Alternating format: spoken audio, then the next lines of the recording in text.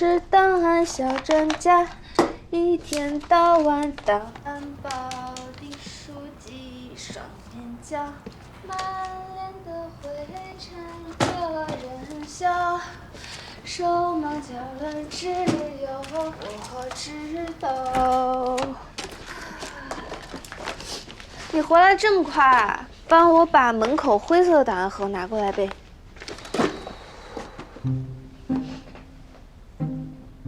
林总，哦，不好意思啊，我以为是英杰来了。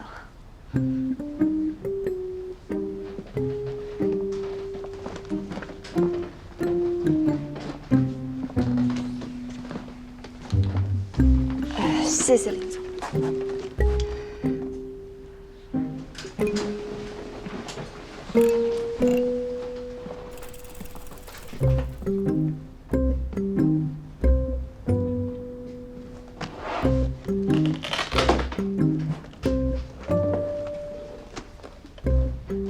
你很开心？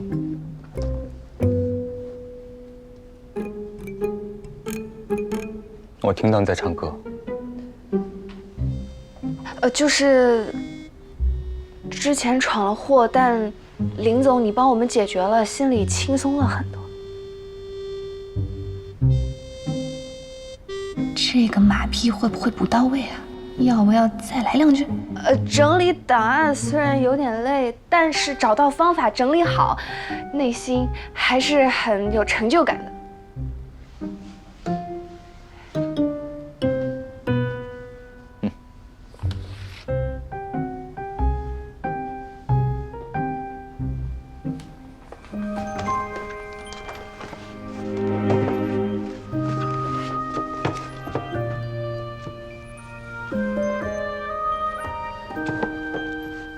林总今天居然又来了，什么资料查这么久？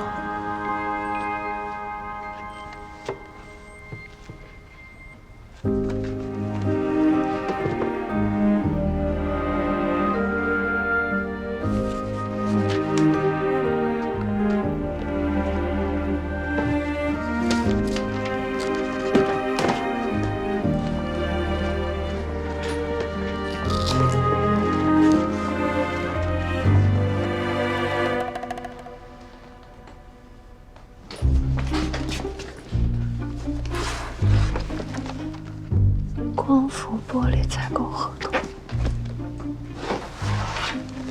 ，EVA 采购合同，采购合同，都跟采购部有关。我就知道林总长这么帅，一定有脾气，怎么可能任由男主小人欺负到头上呢？按年分类。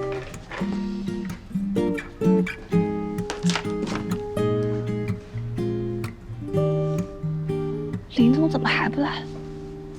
不会今天不来了？林总，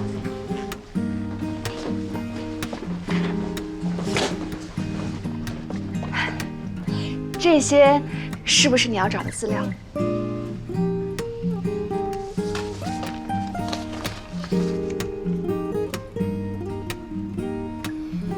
你很聪明。没有没有，这是我应该做的。林总，你要是还需要什么资料就告诉我，我记性很好的，一定以最快的速度给你找出来。你记性好。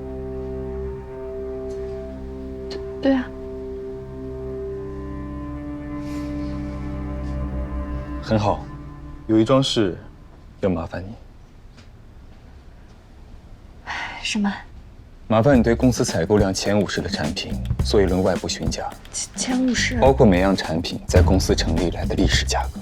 历史价格？对，05年成立以来。你记忆力很好，我相信你做起来一定不难。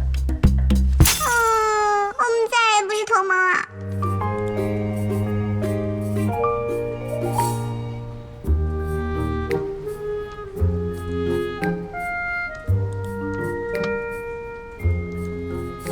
我用电话和邮件形式询问了每样产品多家供货商的历年报价。考虑到林总您可能需要一定保密性，所以我用自己手机打的。我的手机号属地是无锡，所以对方应该联想不到我公司。邮件询问的时候呢，我编了一个江西的公司。制成表格后，我把我们历年的成交平均价格也输进去了，价差超过10%的都有红色提示。你很谨慎，工作完成得很好。谢谢林总。林总，我想请个假。3天，为什么请这么久的假？因为我身体有点不舒服。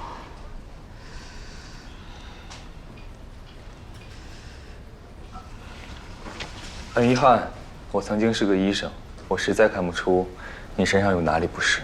你是中医？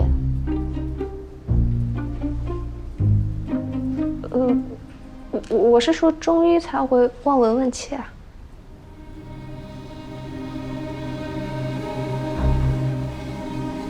假期我不批准，你可以出去了。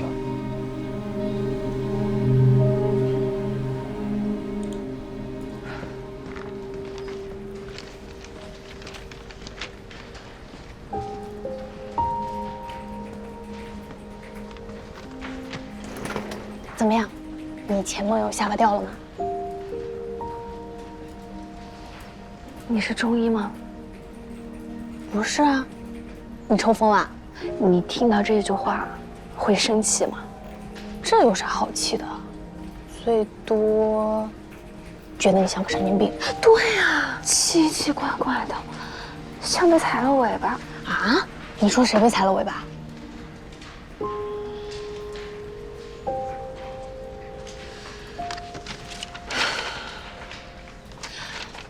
我说这几天我要夹紧尾巴。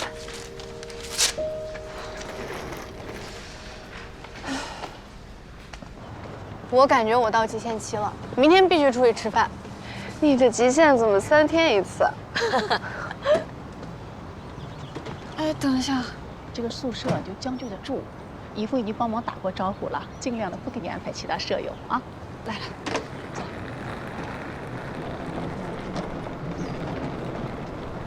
什么情况啊？一栋有新员工搬进去了，宿管科之前明明说有空宿舍会立刻安排我们的呀。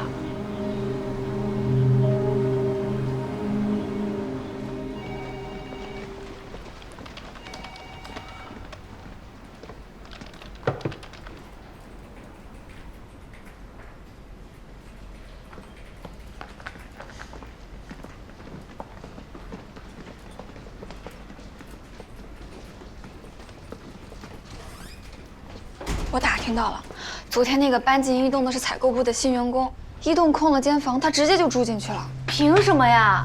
不是应该先安排我们吗？我们先入职的，太过分了！不行，我要去写投诉单。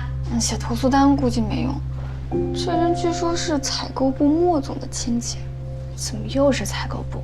这个莫总也太嚣张了吧！就是啊，领导的亲戚又怎么了？总也要讲规章制度的吧？后勤部肯定是要给他面子的，就算投诉了，可能也会故意拖着不处理，敷衍我们。哦，据说食堂的承包商都是他塞进来的关系户，怪不得这么难吃。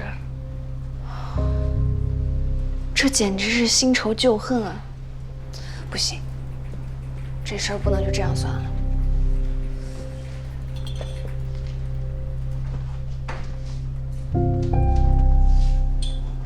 要不我们直接找林总？林总？对啊，林总级别总比莫总高吧，不怕他。而且我和英杰是管理部，雨华你是市场部，都是他直接领导的部门，不找他找谁？可是林总会不会要我们给他找事儿，让他难做？也是，万一林总觉得我们不懂事，那就完蛋了。哦，是哦，是我想的太少了。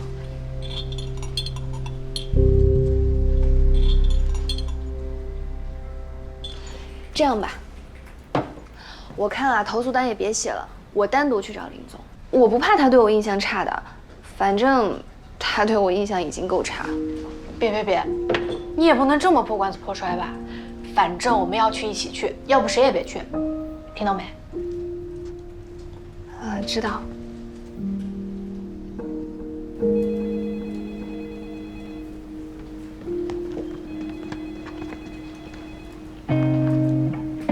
小可，给你。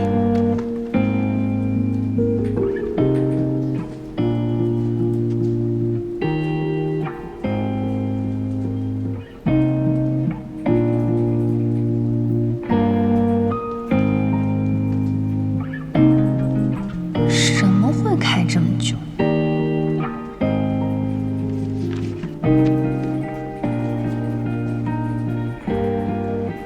林总，那我先回去和盛远财务部的巴总沟通一轮。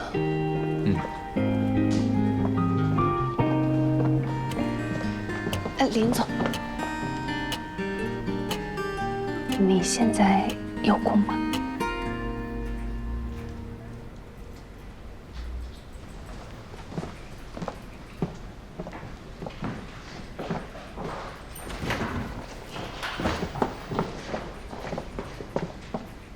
把门关上，什么事？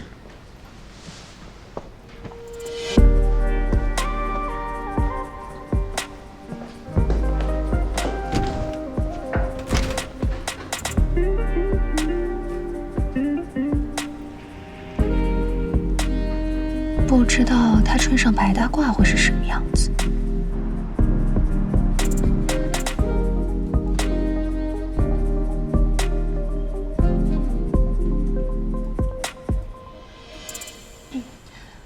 是这样的，我发现了破坏公司规章制度的行为，我觉得不予以修正的话，对公司的公信力有很大的影响。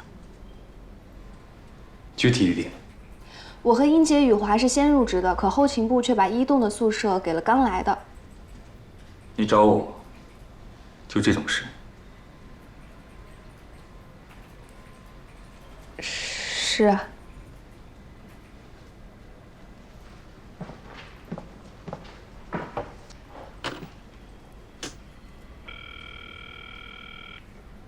童总，你过来一下。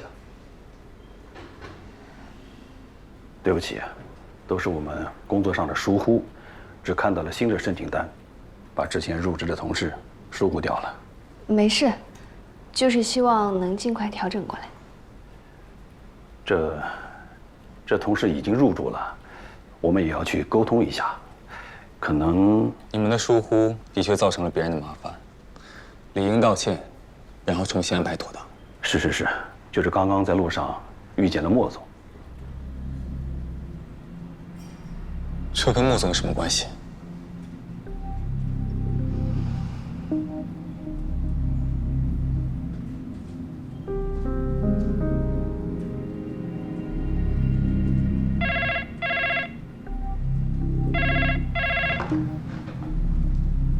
莫总，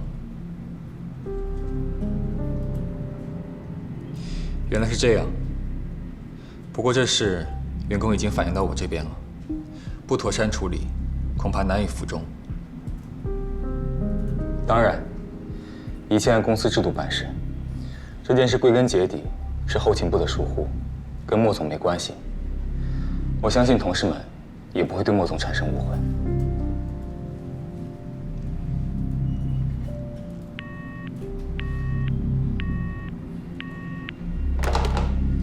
我马上去跟那位同事沟通，重新安排宿舍。就是有个问题，只有1个宿舍，2个床位，你们宿舍有3个人，怎么分配呢？其他2个人搬过去。好的，那林总，我先去安排。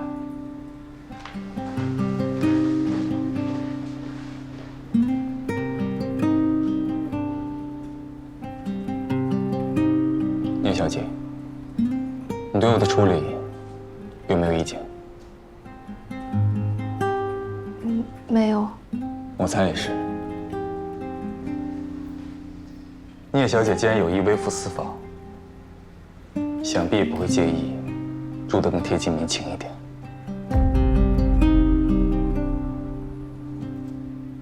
我总算知道他为什么老为难我了。为什么所有男的只要长得帅点就跟我过不去啊？哎，这还不好吗？要有美女来为难我的话，我高兴还来不及呢。我江瑞，啊，那你就没问问他怎么知道你来历的？我当然问了，你以为他会配合的回答我吗？那这其实没什么可惊讶的。他一个从生源总部调过来的人，知道你在这儿，其实很正常。不过他这态度，姐，人家一个外科医生才到1年就到了部门经理，你就没想到其中的问题吗？我想过啊，可是这跟我又没什么关系。不，跟你没关系，那跟你爸呢？我听说盛远内斗这几年挺严重的，他们老头子要定接班人了，儿子又多。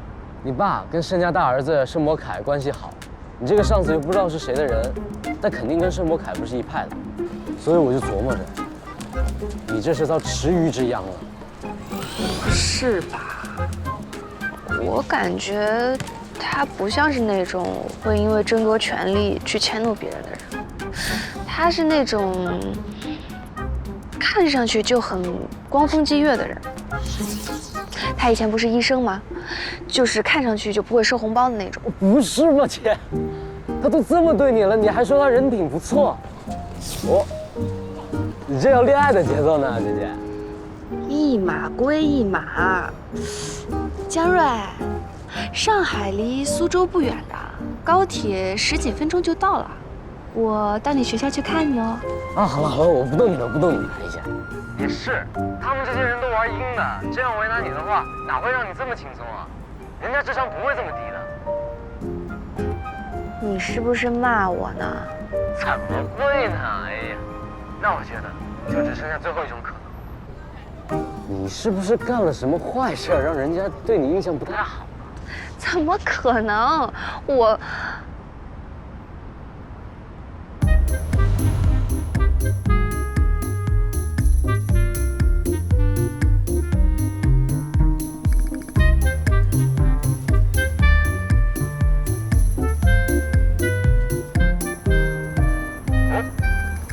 说来听听。说你个头！我挂了啊。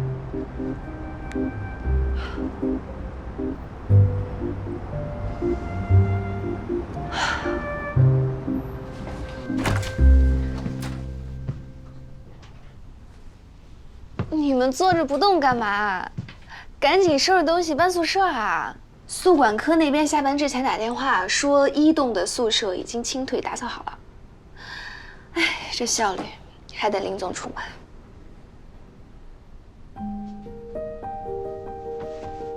希光，这个宿舍我们不能搬。我今天没有第一时间跟你进去找林总，已经很不对了。结果你是冲上去的那个，好处却是我们享受了，这实在说不过去。找林总是我自己的决定，你没有反应过来很正常啊。而且林总天天指使我干活，我就是想给他找点事情做做嘛，跟你没关系。最后决定谁去住1栋，也是按照入职顺序。我去住了又不合理啦。可是我……哎呀，别可是啦！快，我帮你们一起收拾，咱们赶紧把洗衣机和冰箱给占住。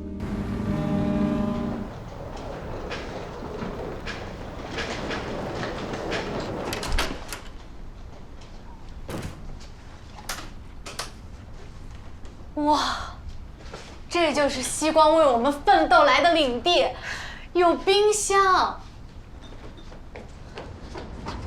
还有洗衣机。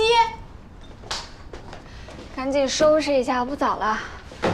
明天我把洗衣机洗一遍，消个毒。希光，以后你有衣服都拿过来洗啊。那必须的。我还是有点担心，希光，林总真的不会怪罪你吗？他就算怪罪我，也不会因为这件事。我少在他眼前晃就行。下周不是厂区大盘点吗？我第一个就去。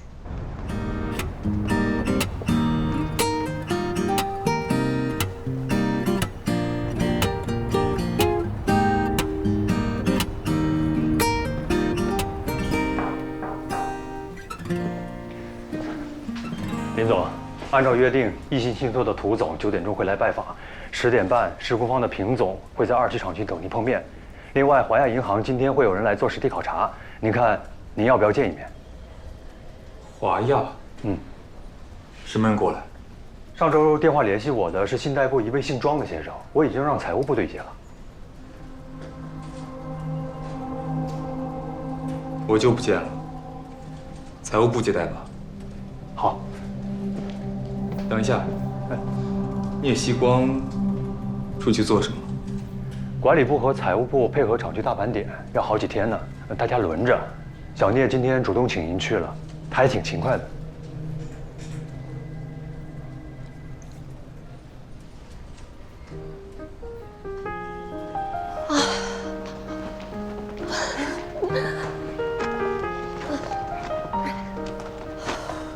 我真是服了，盘点了3个小时才盘完1个品类，这得盘到猴年马月去啊！就这项材料库存特别大，先难后易嘛，谁让你们跑在第1天呢？谢谢。喝点饮料补补状态。谢了。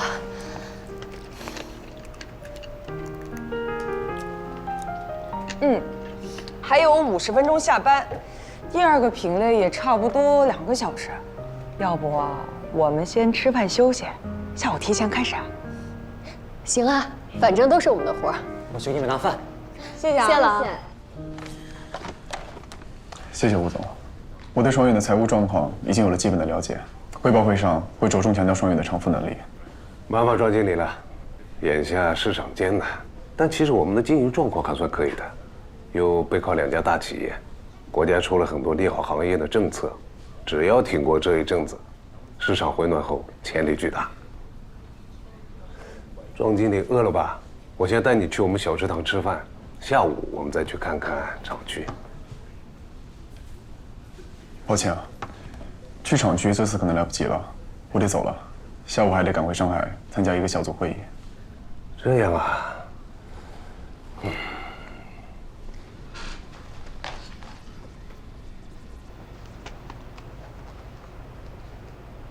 哇，琪琪，你亏大了！蛋蛋说你们财务部今天来了超级大帅哥，结果你进厂盘点1天。帅哥？谁啊？哪里来的？在问蛋蛋呢。小苏和蛋蛋一个宿舍的。蛋蛋说了，是华亚银行来的。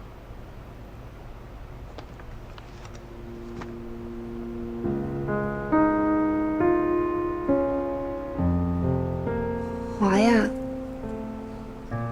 知道姓什么吗？这不能知道吧？蛋蛋成本组的，银行多半是找资金组的人谈贷款什么的。哎呀，等我们盘点完回去，人家肯定早就走了。他知道呀，正在跟我八卦呢，说人家名字都很帅，姓很少见。庄，真的少见了。希光，你怎么了？我忽然想起来，办公室还有点事情，我回去一趟，马上回来。哎，你很着急吗？你的盒饭都送到厂里来了。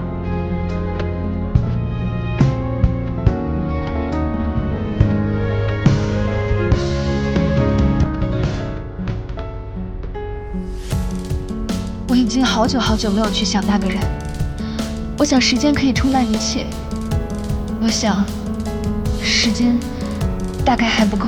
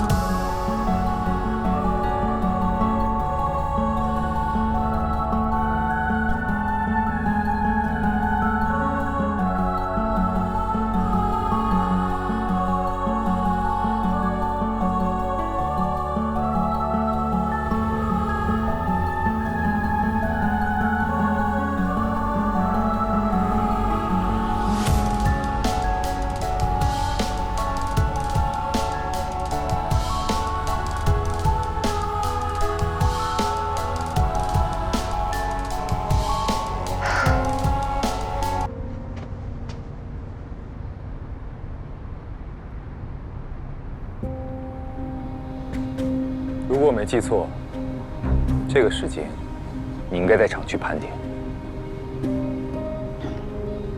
我马上就回去。后面的盘点都由你负责。为什么？擅离职守。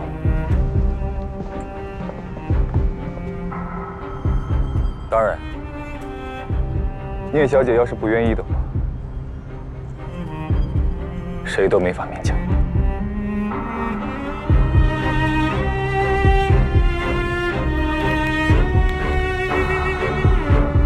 我愿意。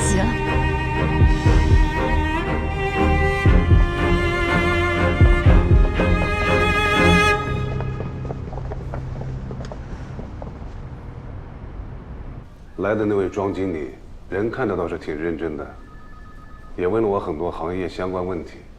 但华亚那边就来了这么一个人，这么年轻，职位也不想要，我看着放贷的希望不大，而且来去匆匆的，连厂区都没去。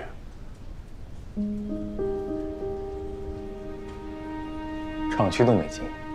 对，我还特意邀请了，他说赶着回去开会，我就没有再坚持。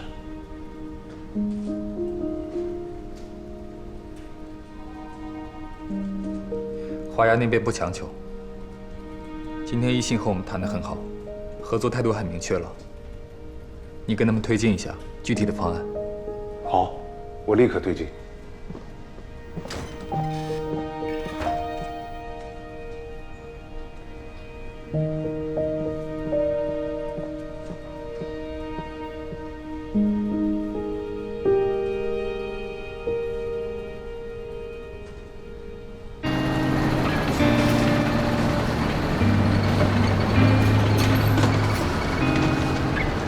这几个也是上面的。好嘞。记好。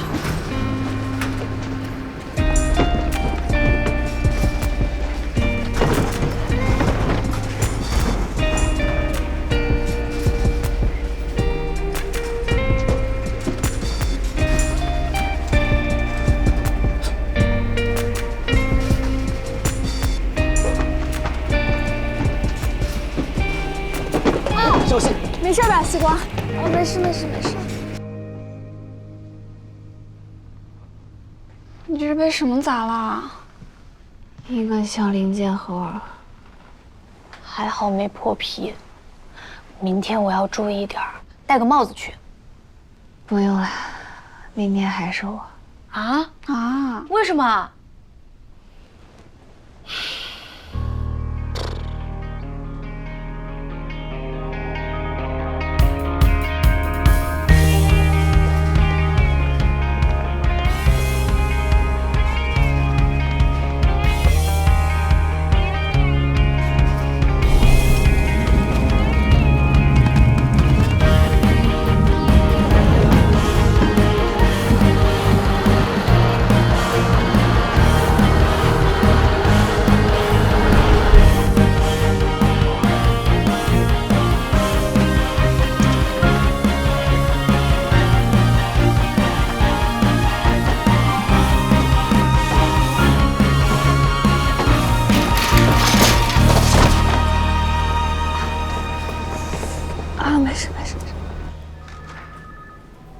主管，这周的盘点全部结束了，新南在这里。辛苦辛苦，赶紧休息一下。哎，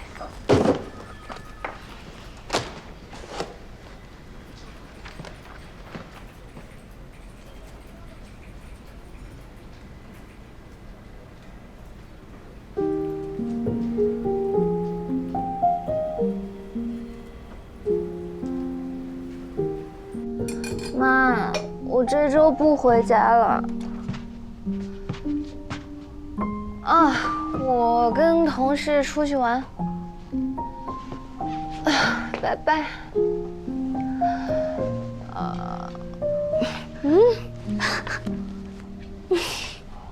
西瓜，你这周也跟我们出去玩吧？不去。明天我要在床上躺一天。家都没力气回。那你跟你妈妈说要跟我们出去啊？我随便说的，不然说我已经被上司折磨到不能动弹了。对了，你们明天去市区帮我带点吃的回来当晚饭吧。我们明天不去市区啊？之前我们说话你有没有在听啊？当然没有听啊，我累的耳朵已经聋了。那你们去哪里啊？去上海。不过回来会很晚，你得自己找吃的。上海？你知道我以前在北方念的书吗？现在来南方工作了，又那么近，当然要去上海逛逛啦。我们这里去上海可方便了，在公司门口拦车就行。我也去。雨华说她想去平安寺烧香。哎，对了，希光，你刚刚说什么来着？没什么。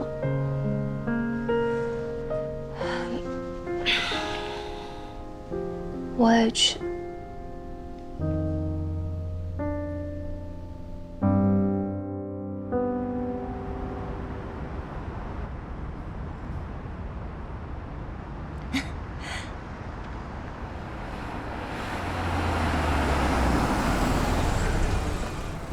林总，你也去上海啊？我可以带你们过去。那太好了，谢谢林总。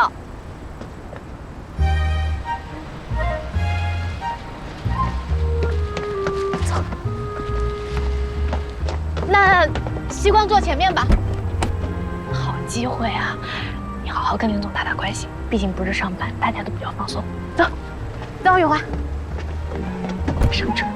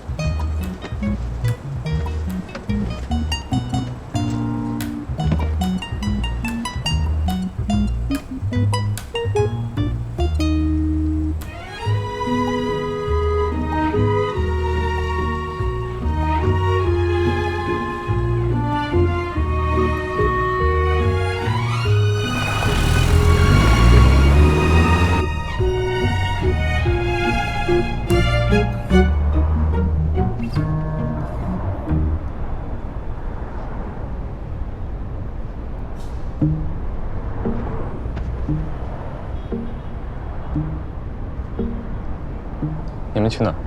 我们先去平安寺，雨华最爱求神拜佛了，听说那儿求财很灵的。我想去外滩逛逛，不过都说那是外地人才去的，但我就是外地人啊。你呢，林总？你去哪儿啊？哎，不方便回答的话也没关系。你顺路吗？不顺路的话，下了高速把我们放下就可以，我们可以打车的。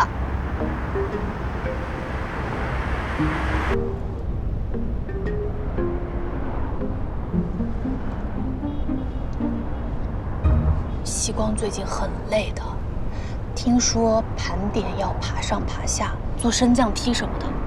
希光还摔了一跤呢，手上和腿上都破皮了，脑袋还被零件砸了一下呢。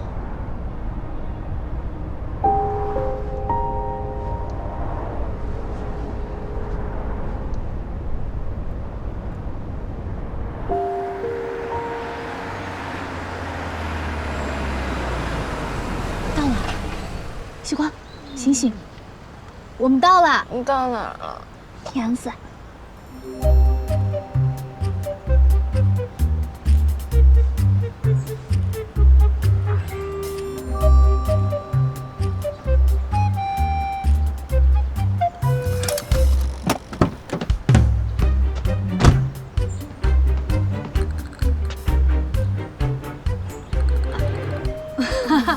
他一定是晕车了，早点下车透透气儿。那谢谢林总送我们。谢谢林总。林总，拜拜。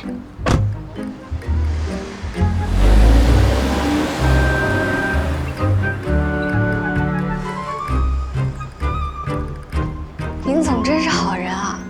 我以为一到上海，他就会让我们下车自己打车呢。人家是看希光睡得像猪一样，不好意思赶我们下车吧？刚刚多好的机会啊，又不是上下班，你就不能好好说几句话，缓和一下关系？我不用讨好的。你怎么这么犟啊？哎，别在庙门口吵，咱们进去呗。谁跟他吵架了？谁吵架谁猪。你才是猪。我不进去了。不是，来都来了。我突然有了一个决定，我只拜我老家门口寺庙的佛，不能三心二意，不进去就是不进去了。啊，我陪你进去，来都来了嘛。不过以后我跟英姐吵架的时候，你得帮我。那肯定的，从今以后我都帮理不帮着。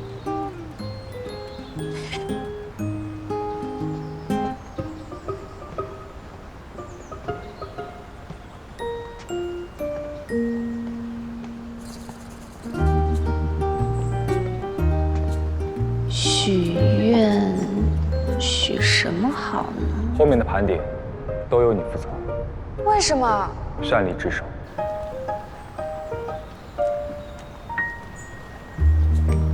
让林雨森林总加速度的消失吧，升职啊、调回总部啊什么的都行，被外星人抓走也无所谓啊，求他快消失。在街上走走，感觉好多了，终于不那么撑了。我感觉服务员的下巴都要掉了，吃了那么多，还要打包。我们难得来上海，这么好吃，不得打包点带回去给同事们尝尝吗？有爱同事嘛。那打车去火车站吧。这么多蛋糕，我可不敢挤地铁。好呀，你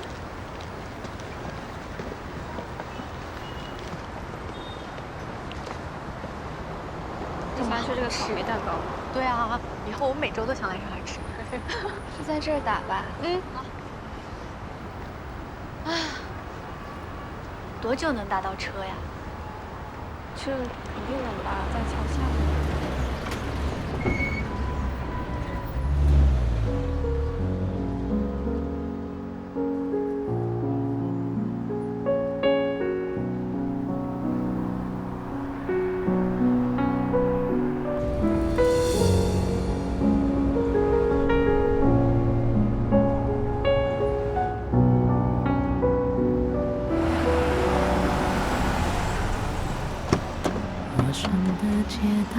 西光，上车了，想什么呢？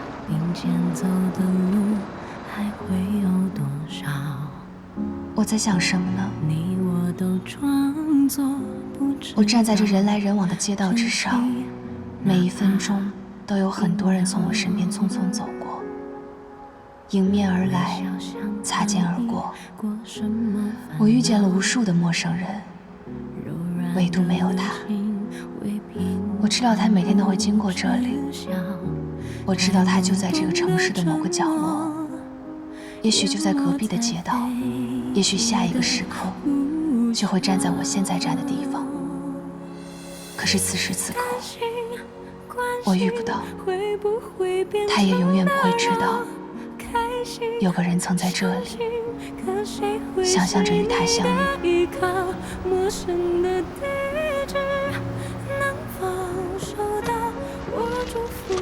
想什么呢？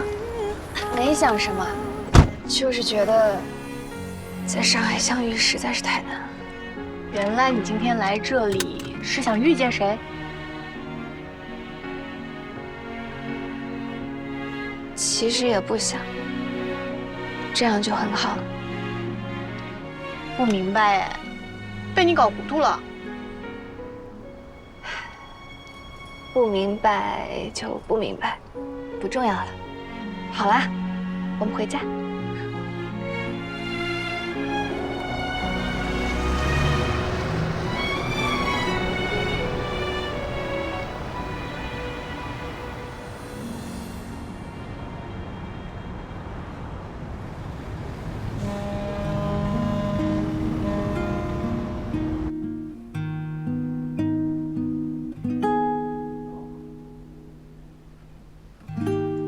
复健还一直在做吧？之前让你做的拿放黄豆的动作，也还在做吧？都在做。哎，抬，伸，握拳。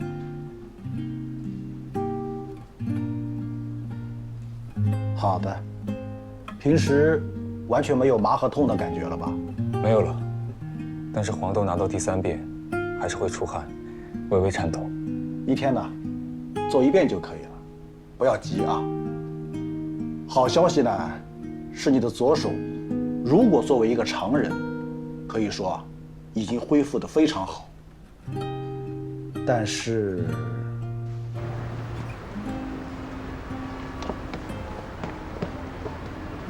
林医生，真的是你？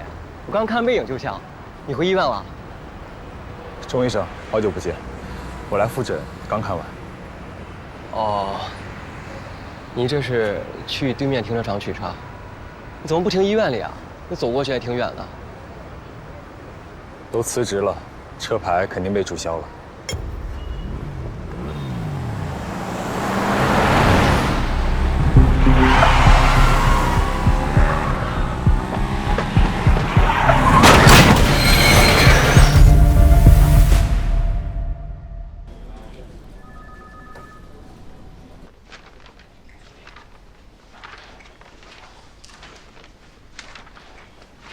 辛苦啦，盘点了1周。哦，还好。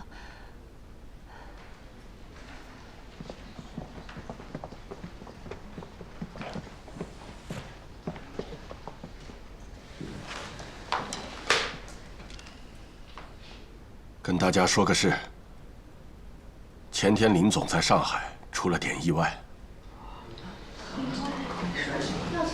让林雨森林总加速度的消失吧。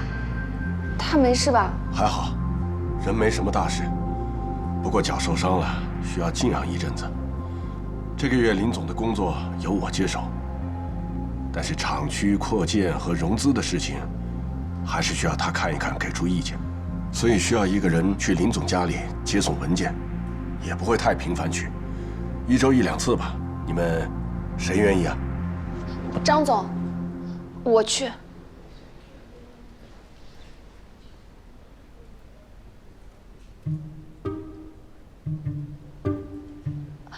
首先当然是因为扩建的事情，我一直在跟进嘛。然后大家也知道，林总对我的印象很不好，所以我想争取这次机会，改善一下林总对我的印象，顺便救赎一下我内心的罪恶感啊。好，就你去。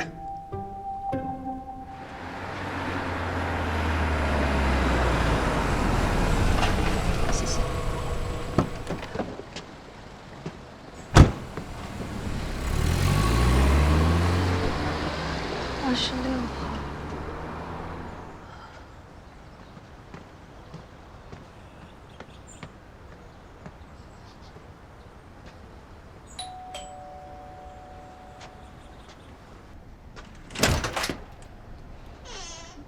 阿姨你好，请问这是林雨森先生的家吗？是的，林先生公司的吧？他在书房等着呢，快请进。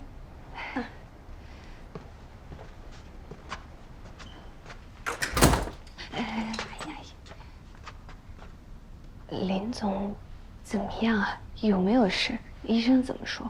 没事没事，问题不大的，就是有点引起旧伤复发了。医生让静养，一次性养好。现在呀，不让多走路了，也不好站太久。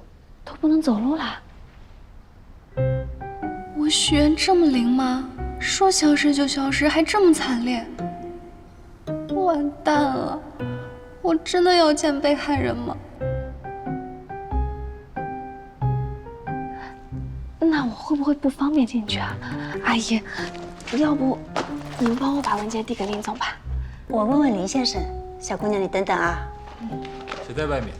林先生，你公司的员工啊，一个蛮标致的小姑娘给你送文件来的，你看她方不方便进来啊？还是我拿给你噻？让她进来吧。那你进去吧，我给你倒杯水。哦。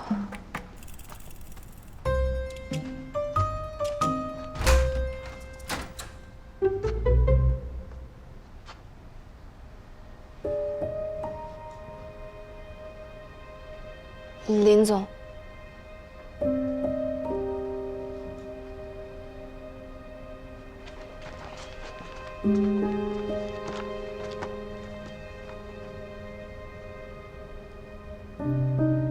是你。啊，其他人都没有空。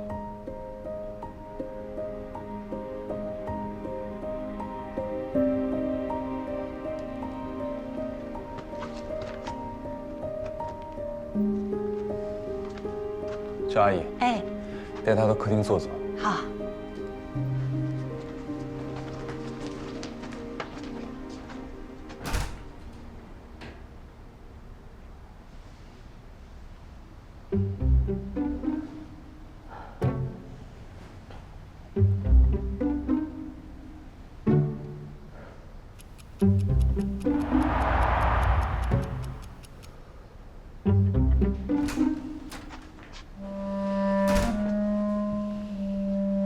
小姑娘，林先生说让你把这单子上的资料明天带过来一下。明天还要来？林先生是这么说。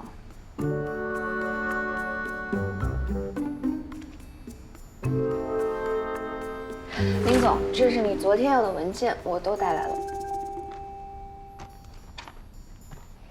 我去外面等。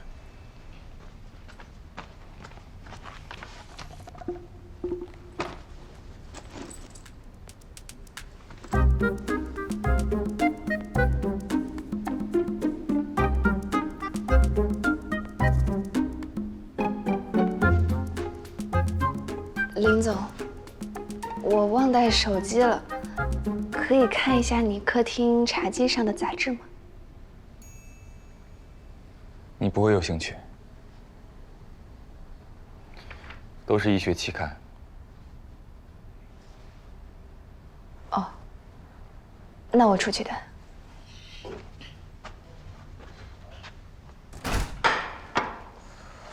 来，吃点水果。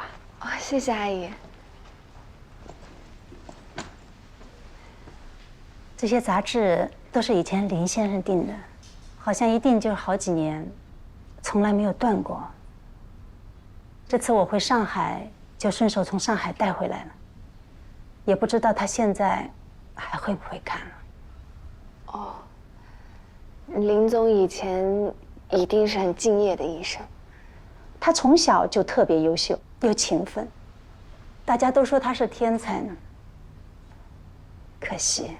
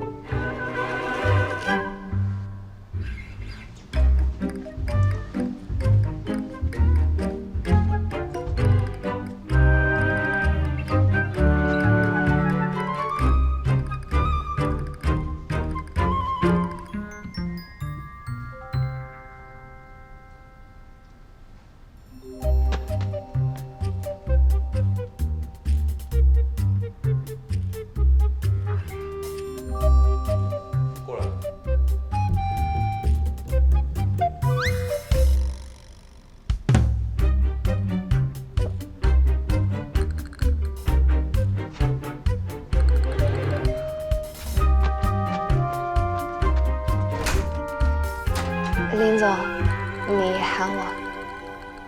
你在书房坐着，我有些问题，随时要问你。哦，好。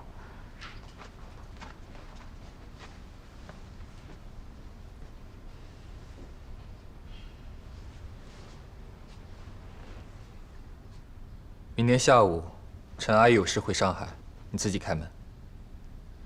一会儿让陈阿姨把备用钥匙给你。什么情况？我送个文件而已，怎么都有钥匙了？我拿钥匙，会不会不合适啊？难道你要我开门？哦，没有没有。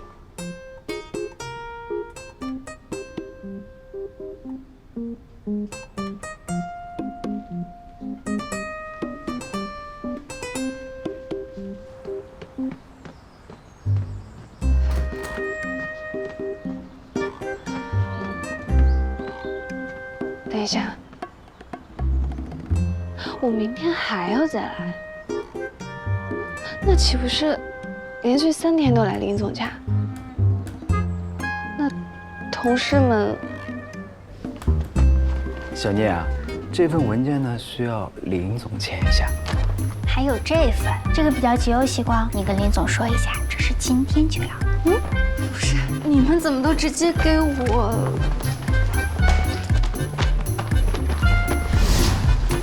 前辈，我帮你保密，你悄悄告诉我，你跟林总是不是有什么情况了？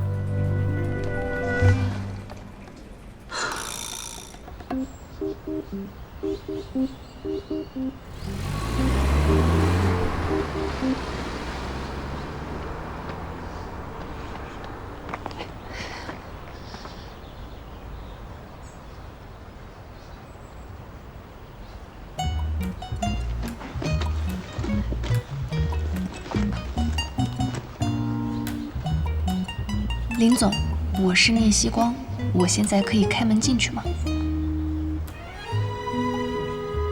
可以。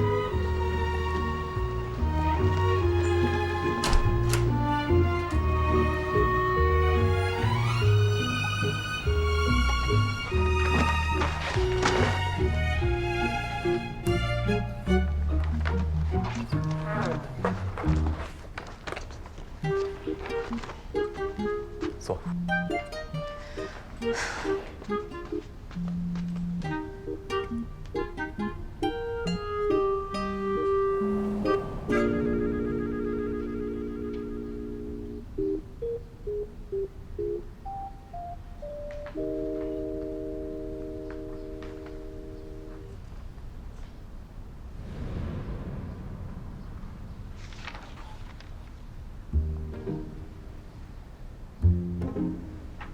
林总，要我给你倒点水吗？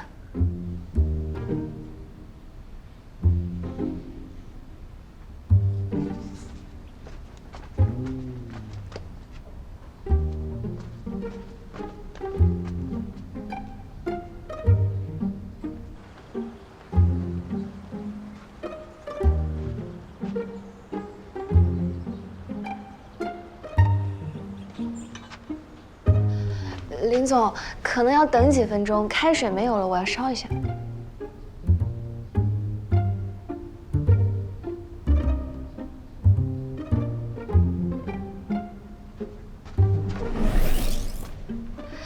加了冰箱里的冰块，所以不太烫，现在就可以喝。聂希光，你为什么觉得内疚？什么？你脸上藏不住心思。你第一天来，我就觉得你很内疚。为什么？我不是故意诅咒你的呀，而且我该怎么回答你啊？说我在庙里诅咒你了，所以你就出事了，这也不科学啊。聂希光，这是我第2次事故，第1次车祸断送了我的职业生涯。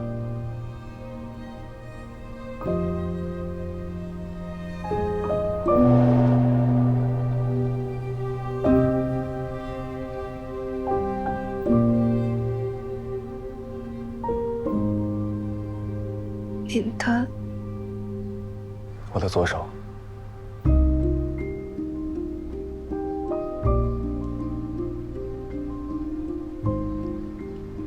如果这次车祸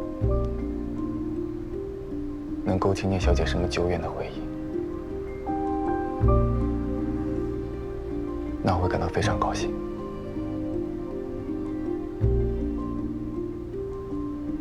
什么久远的回忆？林总，你在说什么？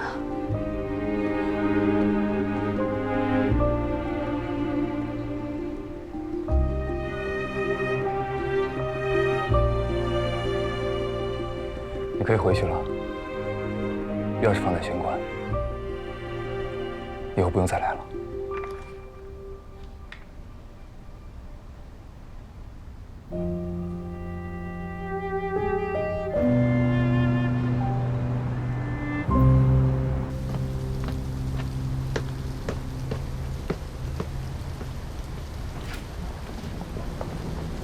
我只是配合你们调查，不是犯人，放尊重点。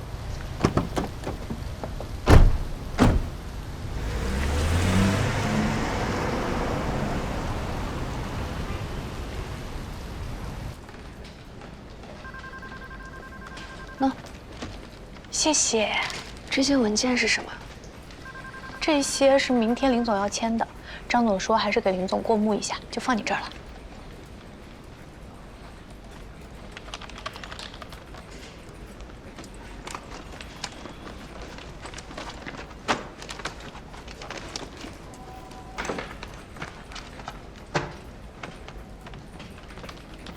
主管，这些是给林总的文件，林总说不用我去，就先放你这儿吧。怎么了？你明天不去了？林总说以后不用我送了。好端端的怎么不让你送了？希光，你是不是又得罪林总了？好像是。你又咋了？我不知道啊。我这一路想破了脑袋，喝光了奶茶都没有想出来我到底哪里得罪他了。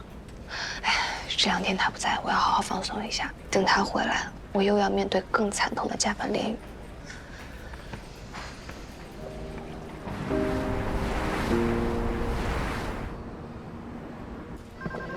走。林总，你回来了。林总早。走。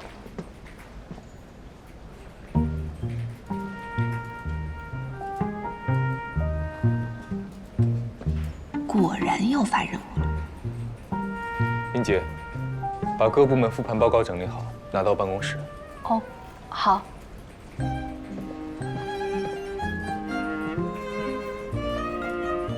那这个就放你这儿。行。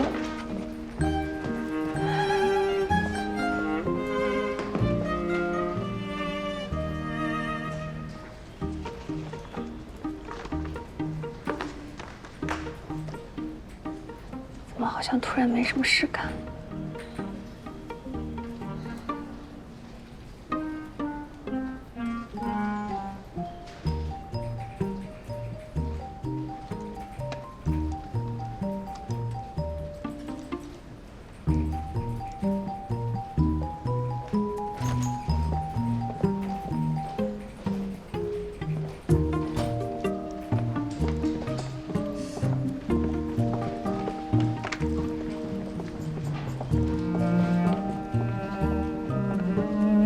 完蛋了，等送完人要回来批评我了。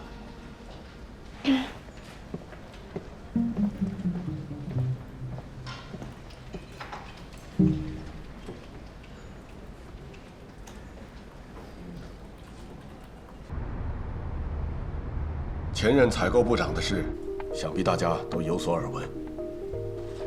集团目前正在详细调查中，我暂时不予定性。但是希望各位同仁，包括我在内，都要引以为戒。接下来我为大家介绍一下加入双远大家族的新同仁。陈总，从即日起任采购部部长。陈总在光伏行业深耕10几年，是一位女中豪杰。张总，您过奖了，以后大家多沟通。丁总，任工程部部长。王鑫，任采购部副部长。我衷心希望能和各位携手共进，长远地走在双远未来发展道路上。接下来由林总为大家梳理一下融资方面的进展。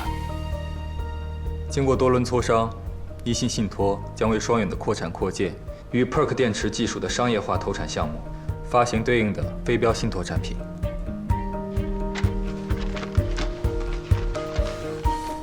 厂里的2期扩建工程停工有一段时间了，土建承包商和设备供应商都是之前采购部指定的。丁总，你刚入职，要尽快熟悉工程情况，验收一下已动工的土建和已入场的设备，做一个详尽的工程进度周期表给我。承建商和供应商层面，该整改就整改，该更换就更换。好，你放心。哎，自从莫总被总部带走之后，我们公司高管换了好几个了吧？很正常吧？新官上任肯定要换上自己的班底啊。英姐，你有没有觉得林总回归这半个月都不怎么给我安排工作？有吗？有啊，我都闲得在电脑上看八卦了。结果有一天，他正好从我背后路过，我都没来得及关，他看了一眼，我以为他要骂我，结果他好像没有看到一样。后来也没怎么样。这还不好吗？看吧，送几次文件还是有效的，好感度直接刷上去了。是吗？可我怎么觉得他是懒得再搭理我了，好感度更低了呢？那怎么办？再努力一下？我才不要，不加班还不好吗？我的人生终于重新快乐起来了。啊，快走快走快走！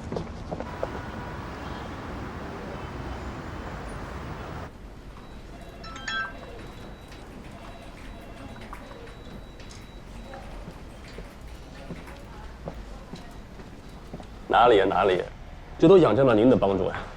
日后你有什么吩咐，我一定会全力以赴的。啊，好好，好，日后我们兄弟多聚聚。好，那你先忙。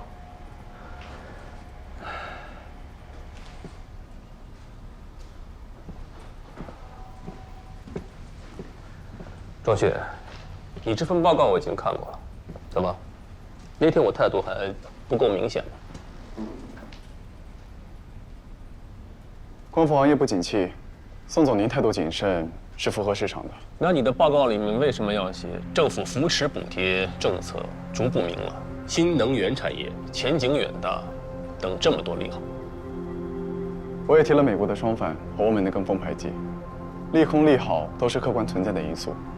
宋总您特地安排我跑一趟苏州看实地，我自然要写一份客观详尽的报告，方便您做出判断。我没有考虑太多。就是按照您的指示完成工作。那之后你又去了上海光伏厂调研。是。那天在苏州时间不够，没来得及去厂区实地勘察，所以去上海本地的光伏企业看了一下。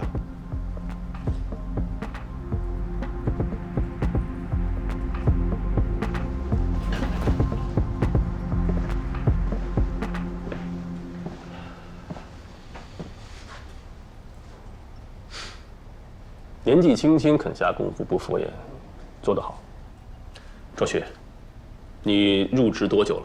半年。周旭，你的运气不错。一个好汉三个帮，需要，我也需要。你有没有兴趣跟我一起到投行部去闯闯？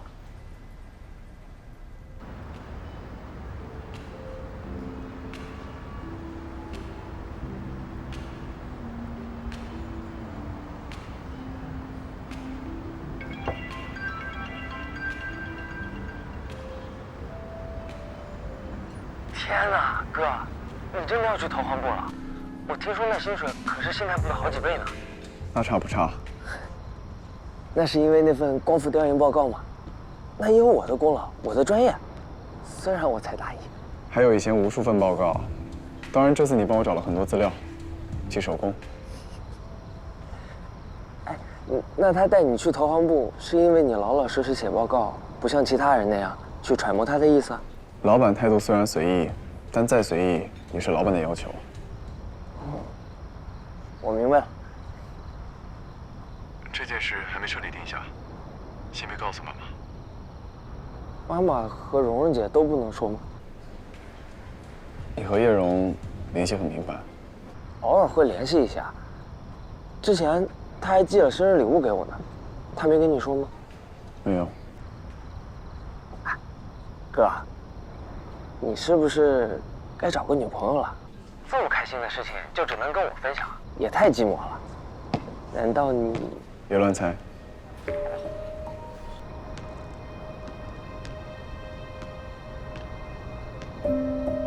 哥，我觉得你好像变了点。是吗？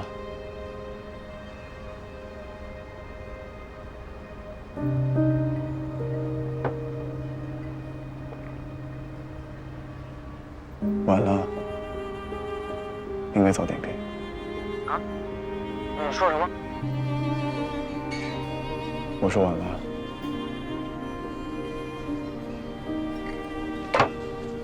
该回家了。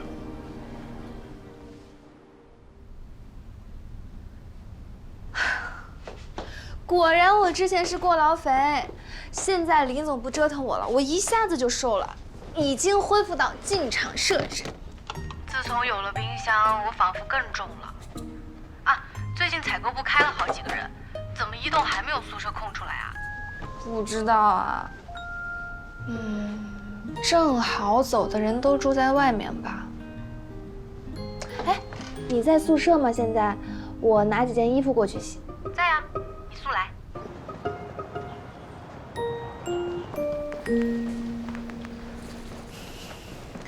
不是吧？你不是说你在吗？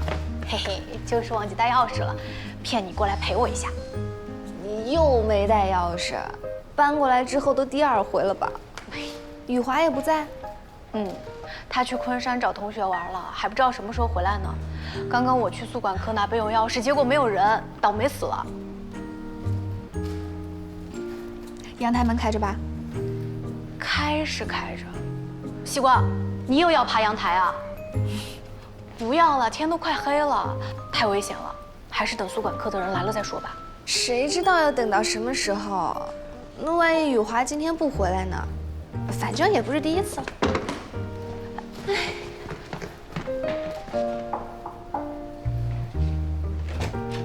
你好，能借你的阳台爬一下吗？2212又忘带钥匙了。别说那么大声。2212又忘带钥匙了，谢谢。要不再等等吧，太危险了。没事，我小时候在乡下长大的，什么地方没爬过。你小心点啊。好。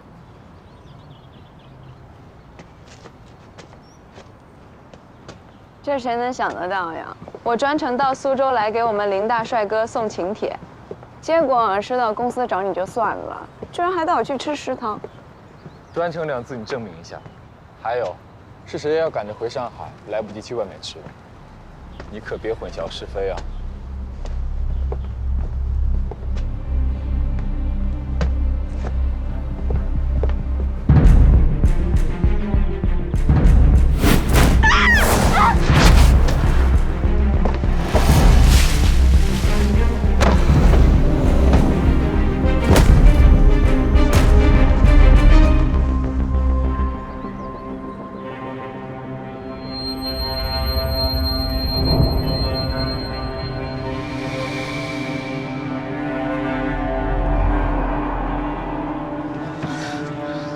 叶希光，希光，不要怕，看着我，能不能听听我说话？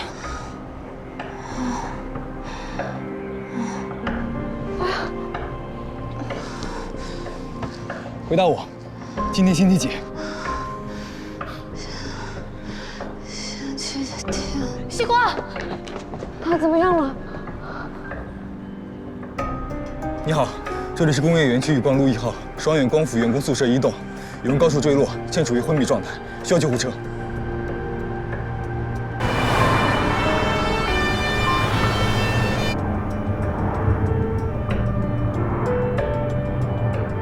没有明显的头颅外伤，摸不到头皮血肿，各项体征平稳，但有短暂的意识丧失。我们大概还有15分钟到医院。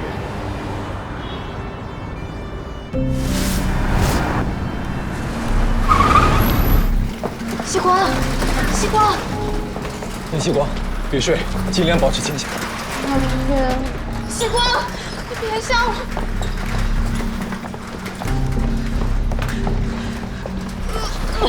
西瓜，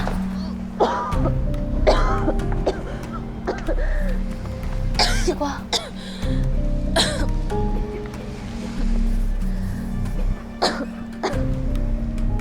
没事，久等了。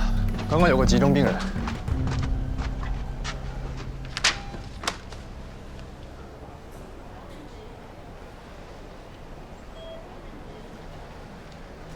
就初步检查来看，没什么大问题。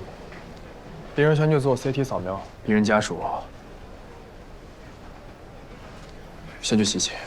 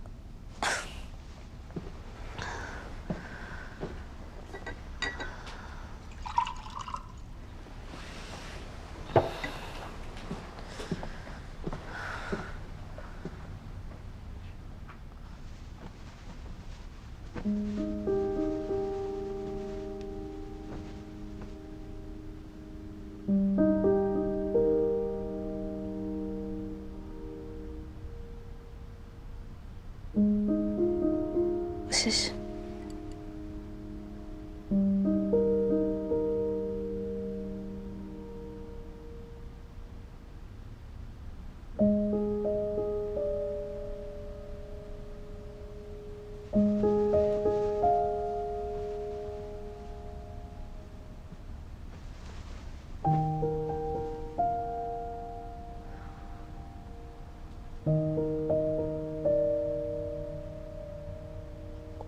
我没什么事吧？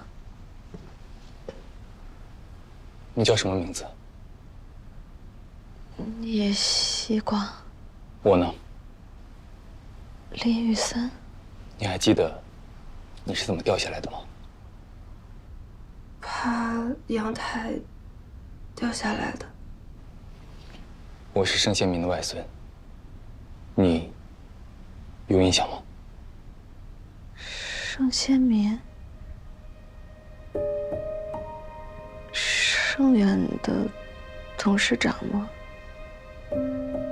你没说过呀。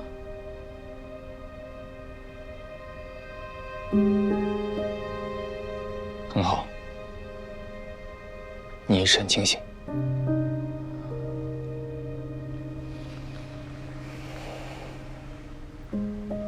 你身体状况良好，各项检查都没有问题，除了皮外伤，没什么大碍。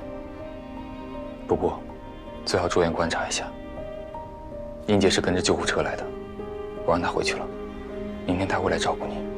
他吓坏了吧？她吓坏了，我真是为聂小姐的宅心仁厚感到诧异。这种时候居然还关心别人的心情，要是真有这么善良，为什么？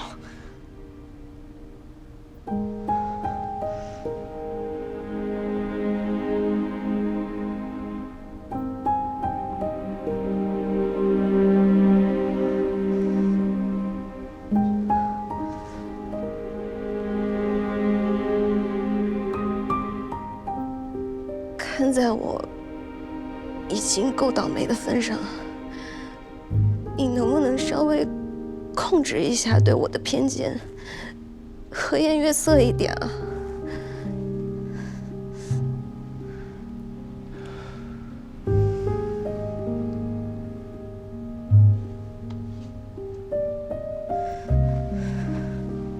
你哭什么？你毫发无损，有什么值得哭的？我连哭的权利都没有了吗？要不是你朋友那声惨叫，我也不会掉下来。我被你害得这么惨，还要被你各种讽刺，我哭一下都不行了。因为我不是因为你，是因为谁？我是有多倒霉才会遇见你？又是摔倒，又是被零件砸到，又……你知道盘点有多累吗？现在我还从楼上摔下来。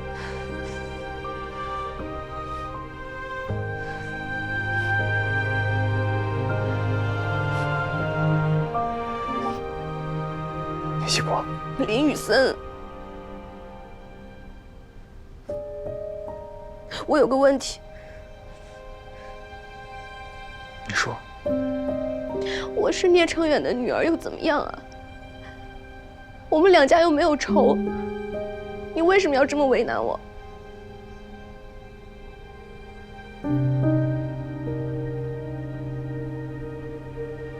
我们两家真的有仇吗？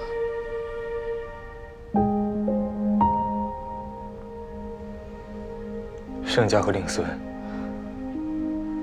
一向合作愉快。那为什么？我也想知道，为什么？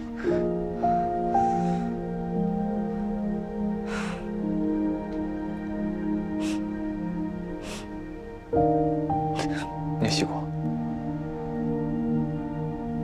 感动吗？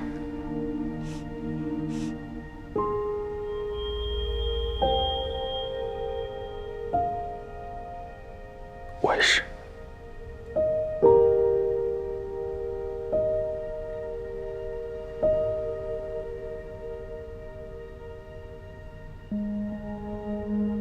他这是怎么了？现在不是我在控诉他吗？怎么感觉我才是伤害他的那一个？你还好吗？这句话。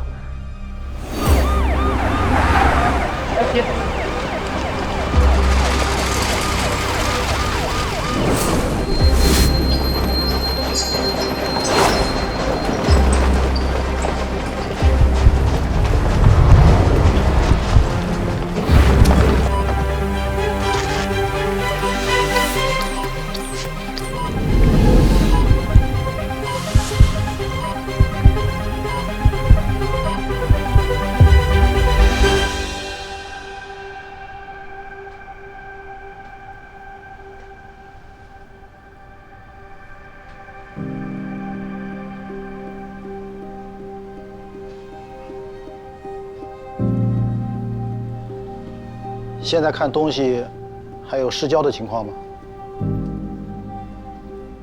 暂时没有。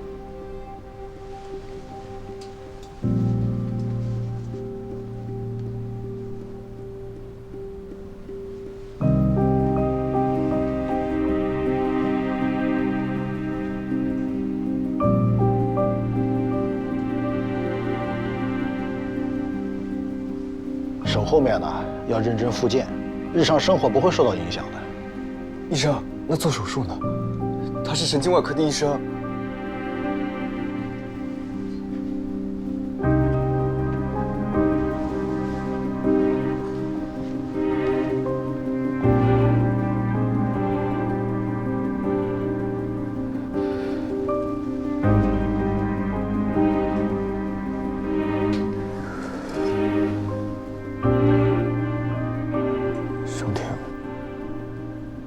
对不起你，是我害了你。你动了10几年的意，这是意外。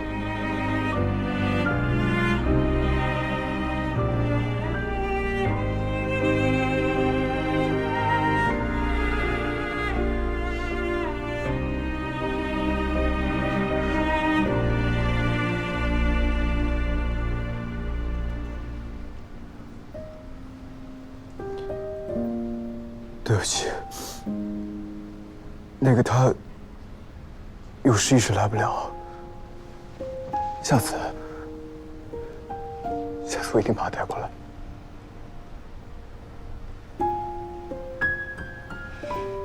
不用了。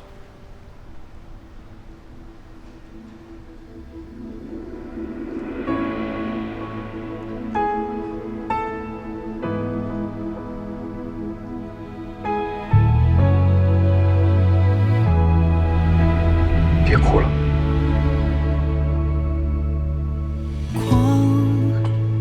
搁浅玻璃上，看不清方向，一如既往。你是我的梦想，幸福的模样就在前方。